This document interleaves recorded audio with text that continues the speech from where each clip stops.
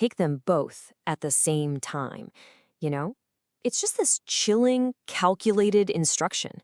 And honestly, what's truly terrifying here is that this isn't some line from a Hollywood movie script.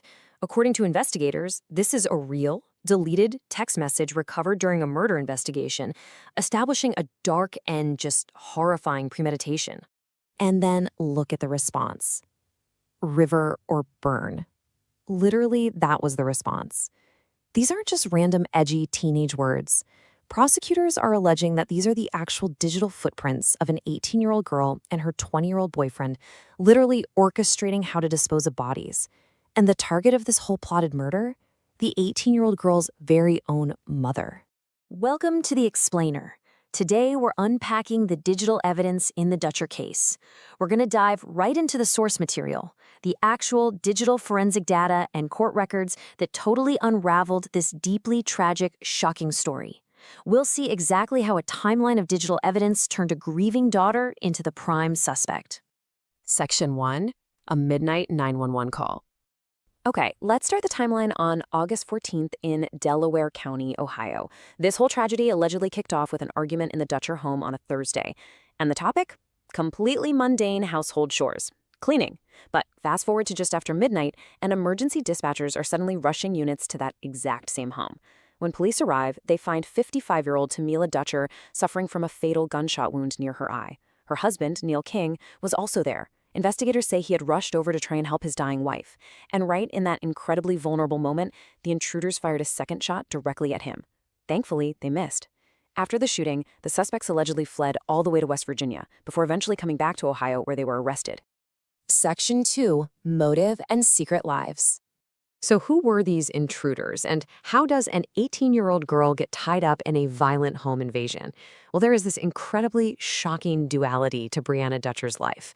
On one hand, you've got her public persona, right? An 18-year-old recent high school graduate with what looked like a picture-perfect upbringing. She was a competitive track runner who had literally just committed to run Division III track at the prestigious Ohio Wesleyan University. Her family reportedly gave her everything. But then, you look at the stark contrast. Today, she's sitting in a courtroom as an alleged co-conspirator facing absolutely massive murder charges. Now, when police initially found her at the scene, she claimed she didn't really know much about what had happened. But as you might guess, that story quickly shifted. The really crucial thing to understand here is the friction happening behind closed doors. Brianna was allegedly in a secret relationship with a 20-year-old guy named Christian Evans. And according to prosecutors, she didn't want her parents to know about Christian because she claimed they were very racist and wouldn't approve of him. Add that to the massive blowout fight over household cleaning just hours before the shooting. Prosecutors are saying these factors allegedly escalated a pretty typical teenage rebellion into a full-blown cold-blooded conspiracy between Brianna, Christian, and Christian's 21-year-old roommate, DeJamius Payne. Section 3. The deleted text messages. Now, you might be wondering, how do prosecutors know this wasn't just some spontaneous act of violence? Well, like we said, Brianna initially denied being involved at all, saying she didn't see what happened. But we live in the modern age, right? And cell phone data holds the truth. After Brianna allegedly vented to Christian about that household chore argument, Christian responded with this text: "If I were you, I would have killed her." Now, sure, on its own, a defense attorney could absolutely argue that's just a figure of speech, just some hyperbolic, angry teenage texting. But the forensic download of Brianna's phone tells a much, much darker story about the hours that followed.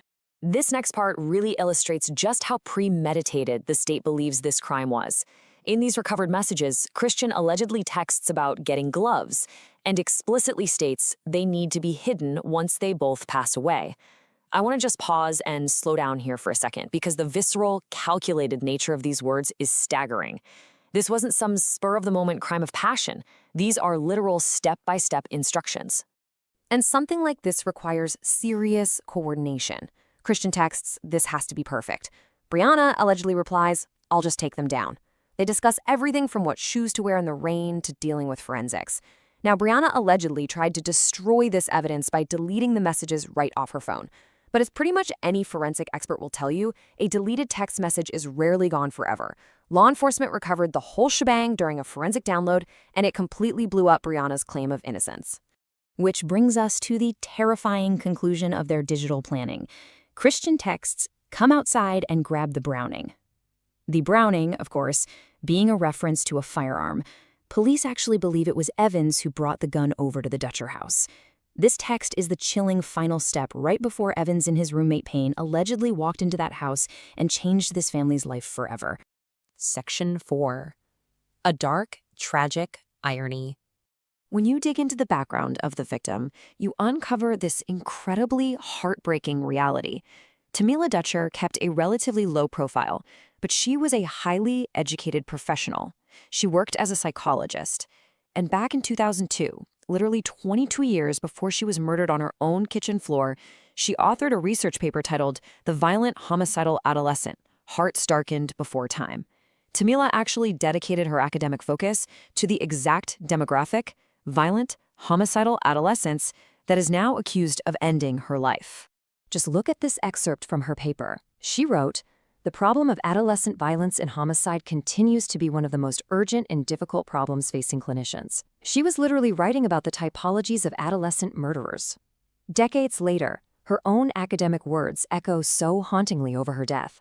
It completely transforms this from a standard true crime story into a deeply profound psychological tragedy. The very mystery she dedicated her professional life to solving was allegedly playing out right inside her own home. Section 5. The legal road ahead. So, with the digital evidence recovered and the suspects locked up, what happens next?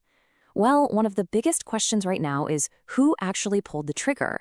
Was it Christian Evans or Dejamius Payne? But here's the thing. According to prosecutors, legally, it might not even matter. Under Ohio's complicity statute, accomplices who are involved in planning or aiding a crime are held equally responsible, regardless of whose finger was actually on the trigger. Because the digital evidence allegedly shows such intense, calculated coordination, Brianna, Christian, and Dejamius are all facing equal jeopardy. They are all facing murder charges, and on top of that, an attempted murder charge could definitely be added for the shot they fired at Tamila's husband. Now, when assessing flight risk and public safety, the judge did acknowledge that Brianna has absolutely zero criminal record. But just look at this number. $3 million. The judge set bond at a staggering $3 million cash, surety, or real estate bond for each of the suspects. I mean, that massive figure directly reflects the extreme severity of this alleged premeditated murder. It completely overshadows their clean records. And, if by some absolute miracle they are able to post that multi-million-dollar bond, the conditions are incredibly strict. We're talking house arrest, GPS monitoring, a waiver of extradition, and absolutely zero contact with their co-defendants. But there is one highly unusual, frankly surprising exception for Brianna. She is explicitly ordered to have no contact with the victim's family, except, and this is a big except, the court noted she is allowed to have phone contact with her family, the victim's family. Why? Because it was at their request. Even in the middle of this horrific, unimaginable tragedy, her family specifically asked to maintain a line of communication with her. So, mapping out where this all goes next is absolutely crucial. We started with a preliminary hearing on August 24th. From there, Delaware County prosecutors, who are backed up by the Ohio Bureau of Criminal Investigation, are likely going to seek a grand jury indictment. And step 3 is where things always get really interesting in a multi-defendant case. It's what we call the race to the prosecutor.